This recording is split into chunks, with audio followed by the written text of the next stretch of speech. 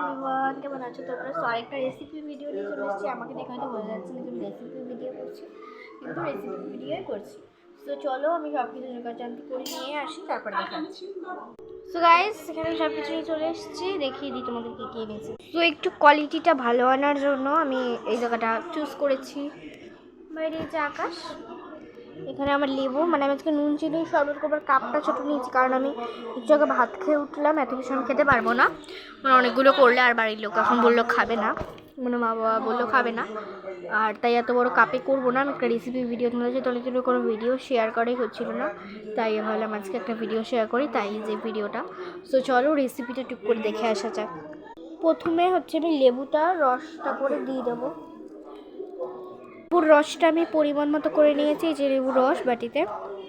এবার চিনি দেবো, পরিমাণ মতো চিনিটা দিয়ে দেবো ভেতরে। এই যে চিনির চকলেট, এটা একদম ফাঁকা হয়ে গেছে।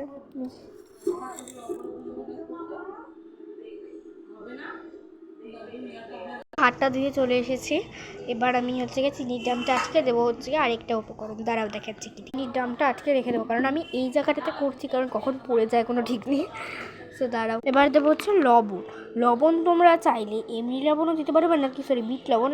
আমার এই বিট লবণ শেষ হয়ে গেছে, তাই এমনি লবণই পরিমাণ মতো অল্প করে দিয়ে দিচ্ছি এটাতে।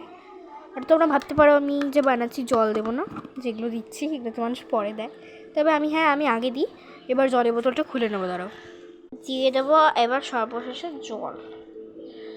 জলটা পুরো উতলে পড়ে গেল, মানে কি বলবো। সিচুয়েশন চেঞ্জ করে চলে এসেছি। আমার লস্যি রেডি। নিজের চিনিগুলো গলেনি। গাইস, আমার লস্যি টিটা দিই, দারুণ হয়েছে